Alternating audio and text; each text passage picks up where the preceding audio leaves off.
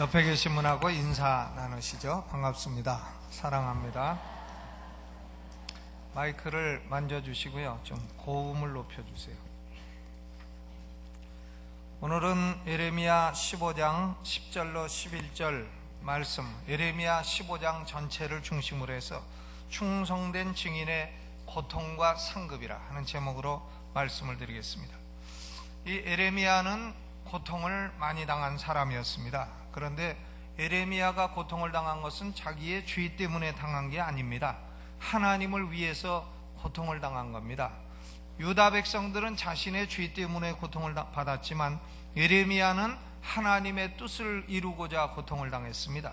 예레미야는 엉뚱한 짓을 한 사람이 아니었고 하나님의 소명을 충실하게 수행한 사람이었습니다. 예레미야는 한마디로 말해서 충성된 증인이었습니다. 그러나 하나님을 대적하는 이 악한 세상에서 하나님의 충성된 증인으로 산다고 하는 것은 결코 쉬운 일이 아닙니다. 예레미야는 20장 14절을 보면 자신의 생일을 저주할 정도의 고통을 겪었습니다. 내 생일이 저주를 받았다면, 나의 어미가 나를 생산하던 날이 복이 없었다면, 이런 랭귀지는 구약에서 가장 고난을 당했던 욥의 언어와 동일합니다. 욥기 3장을 봐도 욥은 자신의 태어난 생일을 저주하고 있는 것입니다. 이처럼 예레미야의 고난이 욥의 고난과 비슷했다 하는 걸 알 수 있습니다. 욥도 하나님의 뜻을 따라 경건하게 살았던 사람이요, 예레미야도 하나님의 소명을 따라 충성되게 살았던 사람입니다. 그런데 이렇게 하나님께 순종하는 길에도 어려운 환난과 고생이 있었다고 하는 사실인 것입니다. 사도 바울도 디모데후서 3장 12절에 무릇 그리스도 예수 안에서 경건하게 살고자 하는 자는 핍박을 받으리라 그랬어요. 예수 믿고 바르게 살고자 하면 고생이 있다 하는 얘기죠. 예수님께서도 제자도에 관해서 이렇게 말씀하셨습니다. 마태복음 10장 38절에 또 자기 십자가를 지고 나를 좇지 않는 자는 내게 합당치 아니하니라.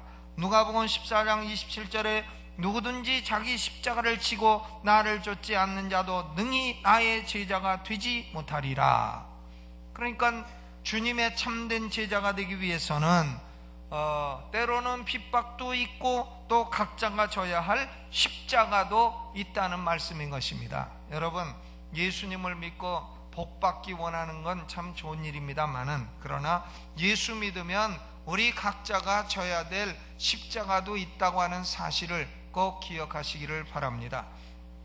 예레미야가 졌던 십자가는 적은 것이 아니었습니다. 그러나 그것은 대가를 치르고 질만한 가치가 있었던 것입니다. 오늘은 예레미야의 고통과 그리고 그에 따른 상급이 어떤 것인가, 이 두 가지를 생각하면서 은혜 받고자 합니다. 먼저 충성된 증인이 겪는 고통은 어떤 것인가? 예레미야는 네 가지 고통을 겪었습니다. 첫째는 적대감의 고통입니다. Pain of hostility, 적대감의 고통. 예레미야는 유다 전역에서 가장 인기 없는 설교자였습니다. 가장 인기가 없었어요. 그는 요새 말로 공공의 적 제1호였습니다. 여러분, 공공의 적을 아십니까? 주연, 설경구. 공공의 적 제1호 예레미야. 10절 말씀이 그거죠. 내게 재앙이로다. 나의 모친이요, 모친이 나를 온 세계에서 다툼과 침을 당할 자로 낳으셨도다. 내가 꿰어주지도 아니하였고 사람이 내게 꿰지도 아니하였건만 다 나를 저주하는도다 그랬어요. 우리 어머니가 날 낳을 때 너는 온 세상이 너를 때릴 거고 온 세상이 너를 욕할 거고 내가 남의 돈 안 떼어먹어도 사람들이 너를 저주할 자로 그렇게 낳았다, 이렇게 낳으셨다는 거예요. 예레미야가 증거하는 메시지는 전혀 환영을 받지 못했습니다. 예레미야는 무슨 메시지를 전했습니까? 2절에 보면 그들이 만일 네게 말하기를 우리가 어디로 나아가리요 하거든 너는 그들에게 이르기를 여호와의 말씀에 사망할 자는 사망으로 나아가고 칼을 받을 자는 칼로 나아가고 기근을 당할 자는 기근으로 나아가고 포로될 자는 포로됨으로 나아갈지니라 하셨다 하라. 그러니까 백성들이 예레미야에 와서 묻습니다. 우리 민족은 어떻게 될 겁니까? 그때 예레미야의 대답은 너희 중에 4분의 1은 병으로 죽을 거다. 또 너희 중에 4분의 1은 칼에 맞아 죽을 거다. 또 너희 중에 4분의 1은 굶어 죽을 거다. 그리고 나머지 4분의 1은 포로로 끌려갈 거다. 이런 메시지를 전하니 누가 예레미야의 메시지를 좋아하겠습니까? 저 양반한테 물어봐야 좋은 소리 하나도 못 듣는다. 다음에는 저런 양반은 강대상에 절대 세우지 말자. 이렇게 되는 거죠. 인기가 없습니다. 또 3절에 보니까 나 여호와가 말하노라 내가 그들을 4가지로 벌하리니 곧 죽이는 칼과 찢는 개와 삼켜 멸하는 공중의 새와 땅의 짐승으로 할 것이라. 칼과 새와 개와 짐승이 너희를 죽이고 찢고 먹어버릴 것이다. 이런 메시지를 누가 좋아합니까? 영원히 찰땡같이 펌사이 찰때고 칸건하기를 추구하나 요래야 좋아하지. 누가 말이죠 개가 먹고 새가 먹고 짐승이 잡아먹는데 좋아해요. 그러면 유다 백성들은 왜 이런 벌을 받아야 되느냐, 그 이유를 하나님이 명백히 말씀하십니다. 4절에 보니까 유다 왕 히스기야의 아들 므낫세가 예루살렘에서 행한 바를 인하여 내가 그들을 세계 열방 중에 흩으리라. 므낫세 때문이라는 겁니다. 그 아버지는 히스기야고 아버지는 훌륭한데 아들이 아주 잘못된 아들이 나왔다는 거예요. 그 이름이 누굽니까? 므낫세. 므낫세에 관해서는 열왕기하 21장에 기록되어 있습니다. 그런데 열왕기하 21장을 보게 되면 므낫세의 행적은 시종일관 부정적입니다. 훌륭한 일은 단 한 가지도 없어요. 산당을 세우고 바알과 아세라상을 만들고 하늘의 1월 성신을 숭배하며 아들을 불 가운데 지나가게 하며, 이게 몰록 숭배예요. 아들 지나가게 하고, 또 점치며 점쳐 박수 무당을 신봉하며 박수를 신봉해. 박수는 남자 무당, 남자 점쟁이가 박수입니다. 무죄한 자의 피를 심히 많이 흘려 예루살렘 이 가에서 저 가까지 가득하게 하였더라. 므낫세는 억울한 사람, 하나님의 종들을 무수히 죽였습니다. 이사야 선지자를 톱으로 켜서 죽인 자도 바로 므낫세라고 하는 전승이 있는 것입니다. 백성들은 왕이 꼬인 것으로 인해서 꼬임을 받았습니다. 왕이 유혹을 하니까 백성들이 유혹을 받죠. 왕이 꼬이니까 백성들이 꼬임을 받습니다. 그래서 하나님을 버리고 악한 길에서 돌이키지 아니했다는 겁니다. 하나님께서 백성들이 악에 빠지고 하나님을 대적하니까 내가 너희를 심판하겠다. 그러면 또 선지자들이 하나님 용서해 주세요, 용서해 주세요, 벌을 내리지 마세요. 그러면 하나님은 또 뜻을 돌이켜 벌을 내리지 않고 이러기를 한두 번이 아니요 수십 번 했건만 이제는 안 되겠다는 겁니다. 거기 6절에 보니까 여호와께서 가라사대 네가 나를 버렸고 네게서 물러갔으므로 네게로 내 손을 펴서 너를 멸하였노니 이는 내가 뜻을 돌이키기에 염증이 났음이로다. 하나님께서도요 이제 그만 심판하고 용서해 주는데 아주 염증이 났다는 겁니다. 이제는 그래서 용서 안 하고 심판하기로 작정하셨다는 겁니다. 여러분, 잘못된 지도자 하나가 나라 망치는 거 일도 아니에요. 므낫세 하나가 이렇게 나라를 아주 망쳐놨어요. 백성들을 유혹을 했습니다. 백성들을 꼬여놨어요. 백성들을 잘못된 여론으로 이끌어갔습니다. 그래서 나라가 이 지경이 됐다. 이런 나라의 심판의 메시지를 전하는 예레미야는 문자 그대로 사면 초가의 적대감에 시달려야 했던 것입니다. 지도자 잘 뽑아야 되죠. 그러니까 이 악한 세상에서 하나님을 믿고 경건하게 살고자 하는 자는 이처럼 적대감에 시달릴 것도 각오하며 살아야 할 줄로 믿습니다. 여러분은 그저 에브리바디 해피입니까? 만나는 사람마다 신자도 해피, 불신자도 해피, 약주 잡수시는 분도 여러분 만나면 해피, 노는 분도 해피, 믿는 분도 해피. 우리는 에브리바디 해피하게 할 수는 없어요.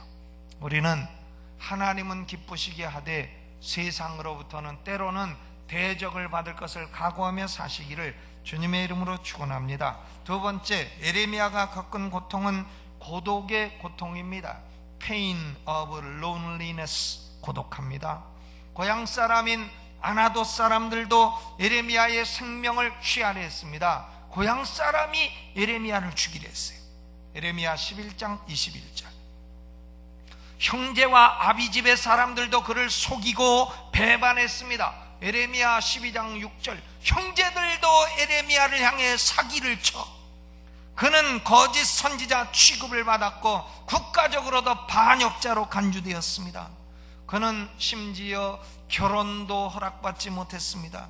자녀도 허락받지 못했습니다. 16장 2절에 보니까 너는 이 땅에서 아내를 취하지 말며 자녀를 두지 말지니라.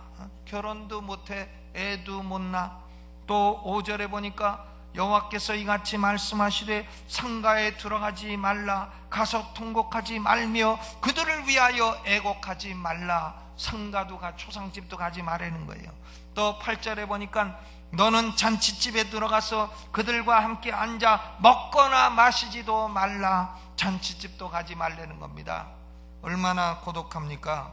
아내도 없고 자식도 없고 일가 친척 고향에서도 안식할 수 없고 밥을 먹어도 혼자, 잠을 자도 혼자, 놀아도 혼자, 내면의 고민을 털어놓을 친구도 없이 혼자. 그는 고독 그 자체였습니다. 1970년대에 미국 병사들이 외국으로 많이 파병됐어요. 외국 나가서 살다 보니까 미국 병사들이 고독하지 않아요? 그때에 미국 병사들이 많이 불렀던 노래가 있습니다. 미스터 론리. Lonely, I'm Mr. Lonely. I have nobody for my own. I am a soldier, lonely soldier. 작곡가한테 가서 이 노래 그렇게 불러도 되는 거냐고 묻지 마세요. 얼마나 외로우면 미국 군인들이 이런 노래 불렀어요. 우리는 외로운 자라, 나는 고독한 자라, 나는 고독한 군인이라, 나를 위해 줄 사람은 아무도 없다. Letter, I have no letter. 편지함에 봐도 오늘도 나를 위해서는 한 통도 편지가 온 것이 없다. 그러고 불렀던 노래가 미스터 론리입니다. 아십니까? 참 문화단절이 심각해요 요새는. 70년대 노래를 다 갖다 버렸으니 이거 심각합니다. 예레미야는 외국에 나가 있는 것도 아니고 본국에 있으면서 미스터 론리였습니다. 외로운 사람이었어요. 여러분, 하나님을 위해 진리를 따라 살다 보면 때로는 이런 고독감에 시달리기도 하는 것입니다. 세 번째로 예레미야는 실패의 고통을 겪었습니다. Pain of failure, 실패의 고통이죠. 예레미야가 가장 많이 외친 단어는 돌아오라는 겁니다. 히브리어로 슈브, 돌아오라. 예레미야서에만 100번 이상 외쳤어요. 예레미야는 큰 소리로 외치기도 하고 울면서 부르짖기도 하고 때로는 협박도 하고 온갖 수사학적인 기술을 다 동원하여 시적인 언어로 말하기도 했습니다. 그러나 아무도 반응을 보이지 않습니다. 아무도 그를 듣지 않습니다. 불러도 대답 없는 이름이요, 부르다가 내가 죽을 이름이요. 어디서 좀 듣던 얘기인데. 예레미야 20장 7절에 보니까 내가 조롱거리가 되니 사람마다 종일토록 나를 조롱하나이다 그랬어요. 예레미야가 지나가면 사람들이 조롱합니다. 아이고, 저 인간은 메시지 들어봐야 맨날 나쁜 소리만 해. 저 인간은 저거 죽어야 돼. 저거 매국노야. 저거 거짓 선지자야. 저거 하나님하고 가깝다면서도 매일 나쁜 소리만 하는 자야 하면서 지나가면 조롱합니다. 조롱해요. 인간적인 관점에서 볼 때에 예레미야는 실패자였습니다. 그리고 실패하리라는 것도 이미 알고 있었어요. 왜냐? 예레미야 7장 27절에 보면 네가 그들에게 이 모든 말을 할지라도 그들이 너를 청종치 아니할 것이요 네가 그들을 불러도 그들이 네게 대답지 아니하리라. 하나님이 이미 그렇게 말씀하셨습니다. 여러분, 사람이 뭘 하면 열매가 그래도 조금이라도 있어야지, 뭘 했는데 열매가 쥐뿔도 없다 그러면 얼마나 실패감이 크겠어요. 예레미야는 실패감의 고통을 겪었습니다. 네 번째로는 동정심의 고통을 겪었어요. Pain of compassion. 여러분, 목사들은 환자 신방을 많이 하죠. 저는 꼭 환자들은 신방을 하려고 생각해요. 아주 바빠서 못 가신 분들도 있지만은 다 가려 합니다. 그런데 제가 한 번은 환자 신방 가가지고요, 환자 신방을 하면 그 사람이 배가 아프면 나도 배가 좀 아파, 그 사람이 머리가 아프면 나도 머리가 좀 아프고요. 그런 이 동정의 고통을 느끼게 됩니다. 그런데 한 번은 내가 가서 서 있지도 못하고 덜덜 떨은 적이 있어요. 누구냐 하면은 배에서 일하는 선원이었는데 배에서 로프를 가지고 일을 하다가 그만 기계가 로프를 확 잡아다니니까 로프가 발에 감겼어요. 다리에. 그래가지고 로프가 감긴 자죽 따라서 살이 다 갈라졌습니다. 다리가 보니까 뼈가 보이고 다 갈라졌어요. 로프 자죽을 따라서. 그걸 보니까요, 아주 식은땀이 줄줄 나고 다리에 힘이 쭉 빠지고 서 있을 수가 없습니다.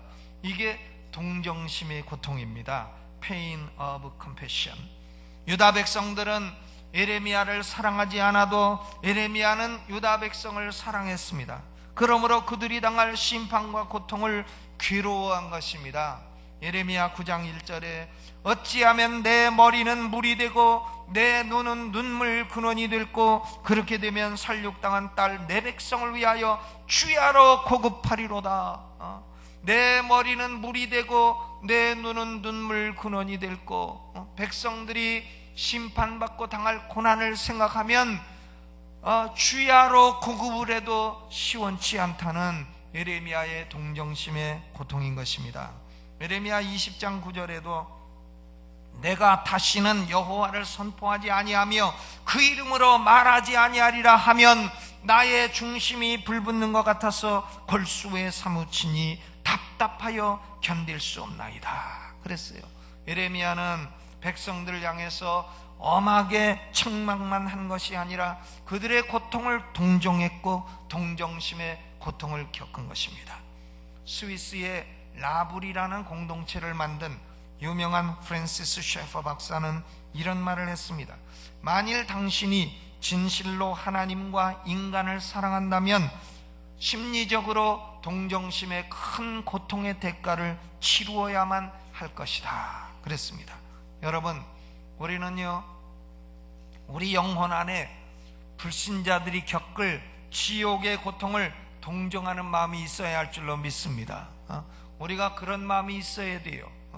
우리 가족들 중에 예수 안 믿는 사람, 그러다가 죽으면 지옥에서 영원 형벌을 받을 건데 지금은 우리 아버지, 어머니, 형제 하지만 저들이 죽으면 영원 형벌을 받을 건데, 그런데도 아무 느낌이 없으십니까? 그런데도 받으려면 받아야지 이러실 겁니까? 여러분, 우리 영혼 속에는 불신자들이 받을 고통에 대한 동정심으로 울며 몸부림치며 기도하는 동정심이 있어야 마땅한 줄로 믿습니다. 예레미야는 그런 고통을 받았어요. 그런데 예레미야가 고통만 받은 것이 아닙니다. 하나님은 당신의 종들을 고통만 주시는 그런 고약한 하나님이 아닙니다. 이렇게 하나님을 위해 고생하는 사람들에게는 남이 알 수 없는 상급도 베푸시는 하나님이신 줄로 믿으시기 바랍니다. 에레미야가 4가지 고통을 받았으면 하나님은 에레미야에게 4가지 상급을 주시는 거예요. 에레미야가 10,000가지 고통을 받았으면 하나님은 에레미야에게 10,000가지 상급을 주시는 겁니다. 그러므로 에레미야가 받는 상급도 4가지예요. 왜? 고통이 4가지니까. 첫째로 11절 말씀인데요, 11절을 같이 읽어보죠. 시작. 가라사대 내가 진실로 너를 강하게 할 것이요 너로 복을 얻게 할 것이며 내가 진실로 네 대적으로 재앙과 환난의 때에 네게 간구하게 하리라 그랬어요. 11절은 에레미야에게 주는 상급이죠. 첫째 상급은 하나님이 강하게 하신다. 너로 강하게 하실 것이다. 에레미야서를 보면 약한 에레미야를 하나님이 강하게 하시겠다는 것이 반복적으로 나타나고 있습니다. 에레미야 1장 18절 19절에도 보라 내가 오늘날 너로 그 온 땅과 유다 왕들과 그 족장들과 그 제사장들과 그 땅 백성 앞에 견고한 성읍 쇠기둥 노성벽이 되게 하였은즉 그들이 너를 치나 이기지 못하리니 이는 내가 너와 함께하여 너를 구원할 것임이니라 여호와의 말이니라 그랬어요. 거기에 에레미야 15장 20절에도 똑같은 말씀이 있습니다. 20절을 같이 읽어보죠. 시작. 내가 너로 네 백성 앞에 견고한 노성벽이 되게 하리니 그들이 너를 칠지라도 이기지 못할 것은 내가 너와 함께하여 너를 구하여 건짐이니라 여호와의 말이니라. 에레미야는 하나님으로부터 내적인 용기를 받았다는 얘기예요. 내적인 용기를 받았다. 여러분, 저는 어려서요 누구를 제일 존경했는가 하면요 무슨 대통령 존경하고 뭐 장군 존경 그런 게 아니고요, 나는 우리 동급생 중에 싸움 날 때 맨 앞에 나가서 시비 걸고 싸우는 사람을 제일 존경했어요. 신라의 달빵 앞에 나가서 상대방 학교 패싸움 붙으면, 제가 중동고등학교 깡패학교 나왔잖아요.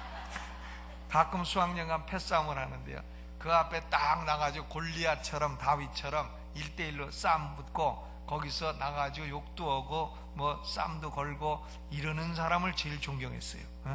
야, 저 사람은 어떻게 하면 저런 배짱을 갖고 저렇게 하나. 그래가지고 난 존경하는 사람 하면 그 앞에 나가서 싸움 붙이는 사람, 그 사람 딱 이름을 썼죠. 지금도 존경해요, 그런 친구를.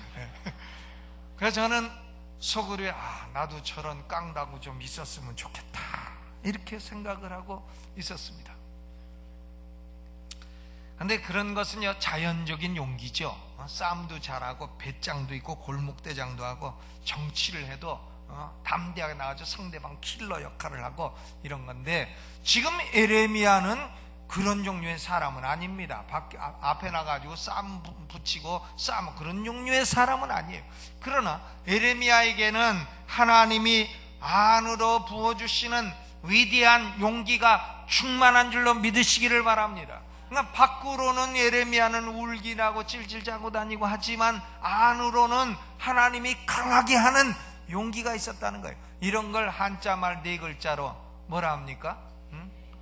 어떤 분은 한자말 4글자 묶고 낙장불입 그런 거나 말하는데, 그거 아니고 외유내강, 외유내강. 밖으로는 찔찔 울고 다니고 부드러워 보이다 안으로는 강하다. 이게 바로 하나님이 주시는 용기인 줄로 믿습니다.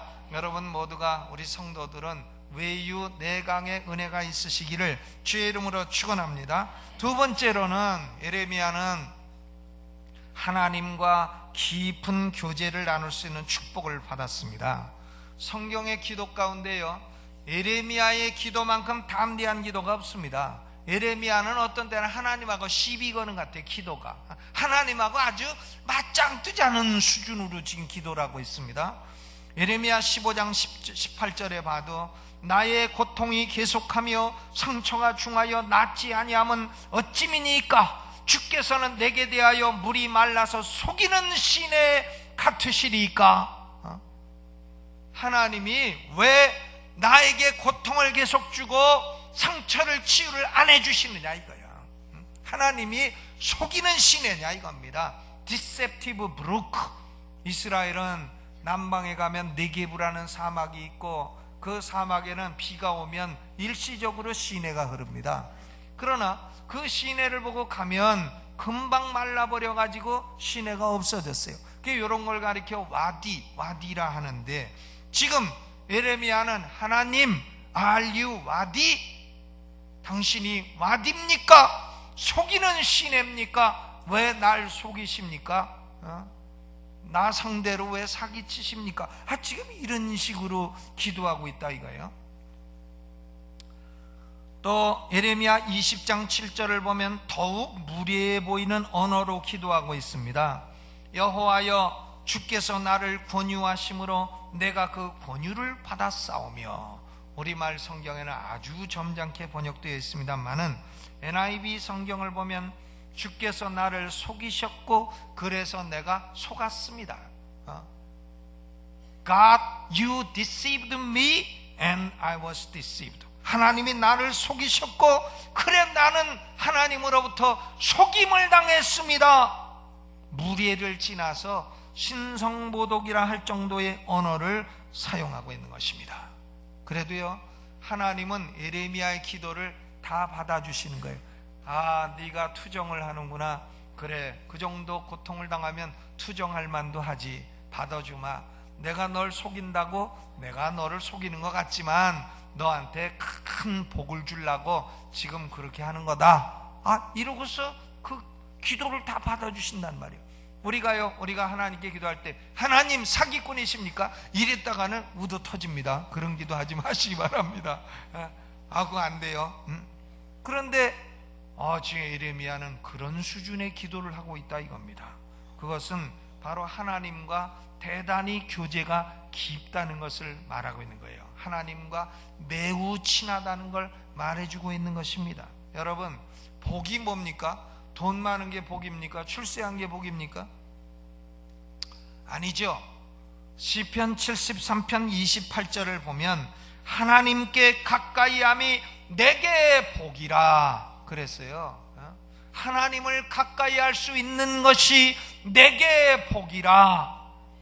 여러분, 그러므로 하나님은 예레미야에게 11절에 너로 복을 얻게 할 것이라 이렇게 말씀하셨을 때, 복은 하나님이 예레미야를 가까이 해주시고 예레미야의 말을 들어주시고 이러게 되는 겁니다.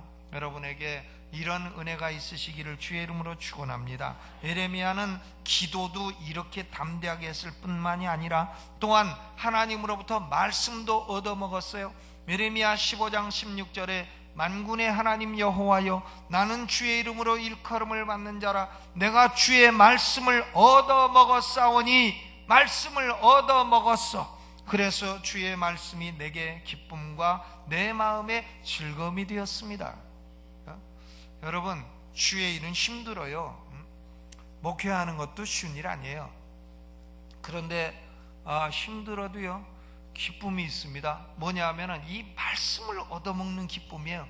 이 말씀 한 절을 가지고 설교를 하기 위해서 준비하고 묵상하고 몸부림치다가 한 6시간쯤 지나면 이것은 이런 메시지입니다 하고 툭 튀어나와요. 그러면 그걸 가지고 설교를 쓰는 거예요. 근데 그 기쁨은 그건 남이 알 수 없는 그런 기쁨인 것입니다. 이 예레미야가 그런 기쁨을 받은 거죠. 기도로 하나님을 가까이 하고 말씀을 얻어먹고, 이것이 고생하는 예레미야를 향한 하나님의 상급인 것입니다. 세 번째로, 하나님은 예레미야에게 원수에 대한 승리를 주십니다. 11절 후반에 보니까 내가 진실로 네 대적으로 재앙과 환난의 때에 네게 간구하게 하리라 그랬어요. 여러분, 우리가 살면서 그런 일 있지 않습니까? 한 10년 전에 나를 심히 괴롭혔던 사람이, 나를 막 욕하고 막 모함하고 중상모략했던 사람이 한 10년 지나니까 정세가 다 바뀌어가지고, 그래서 내 앞에 와서 싹싹 빌면서 아이고 그때 잘못했으니까 이번에 한 번만 봐주세요. 요런 경험이 없으십니까? 하나님의 백성들은 그렇게 해주시겠다는 거예요. 원수가 괴롭혀도 내버려 두라는 거예요. 한 몇 년 지나면 네 앞에 와서 싹싹 빌고, 잘못했다고 싹싹 빌고 한 번만 용서해달라고 그럴 때가 올 것이다. 원수에 대한 승리를 약속해 주시는 것입니다.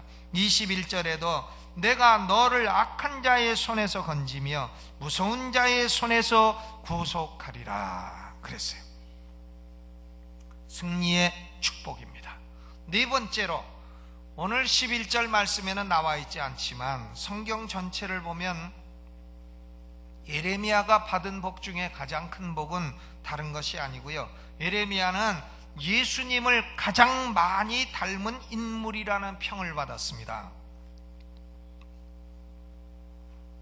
신약시대 사람들이요, 예수님을 보고 예수님은 이분이다 저분이다 많은 얘기했습니다. 마태복음 16장 13절 14절을 보면 예수님이 제자들에게 물어봅니다.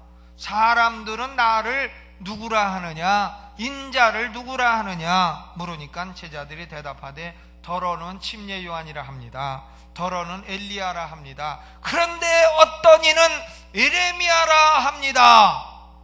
예수님 보고 누구를 생각했다고요? 아, 저분 예레미야구나. 그러니까 뭘 말하냐면 예수님하고 성경에서 가장 닮은 인물은 예레미야라는 걸 말하는 겁니다. 예레미야는 고향에서도 배척을 당하셨고 예수님도 그러셨습니다. 예레미야는 종교 지도자들에게 핍박을 받으셨고 예수님도 그러셨습니다.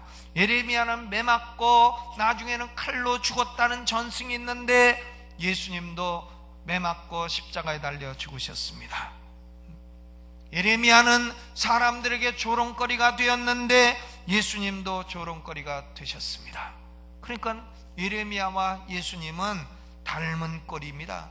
가장 닮은 인물이 되었습니다. 이제 결론을 맺겠습니다.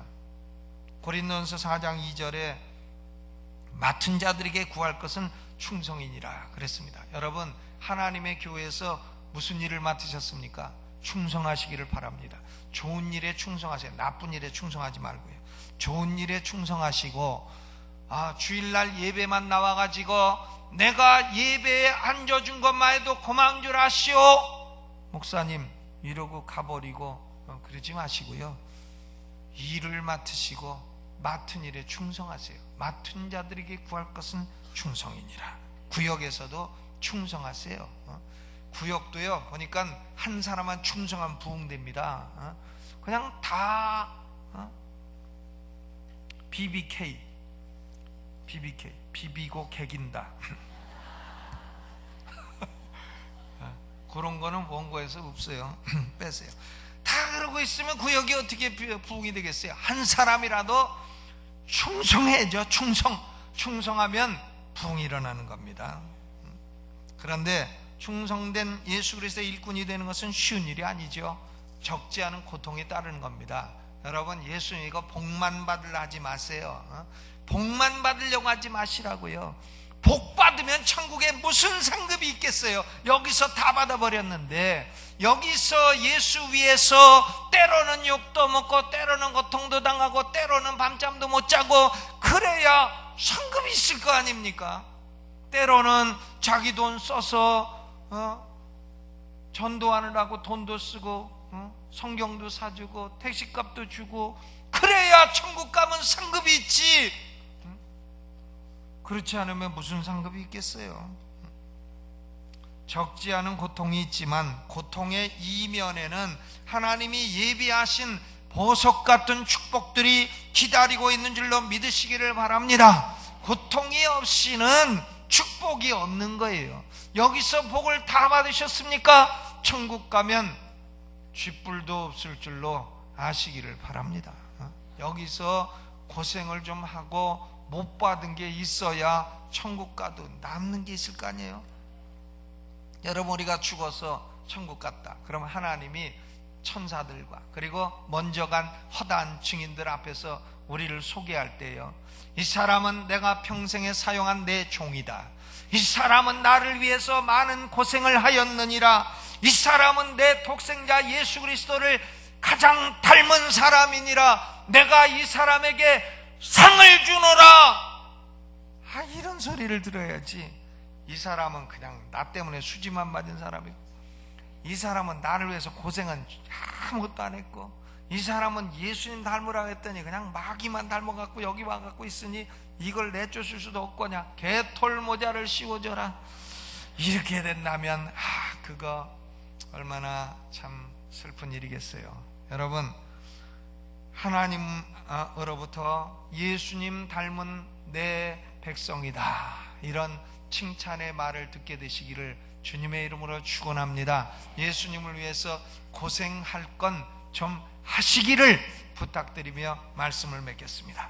자, 오른손 들고 주여 한번 크게 부르고 음악을 반주하는 중에, 주여 내가 주를 위한 고통도 감수하게 하시고 이 고통이 있을 때 내게 주시는 축복을 허락하시고 하나님과 가까이 교제하며 예수를 닮은 인격이 되게 하여 주옵소서. 오른손 들고 주여 한번 크게 부르고 통성 기도합니다.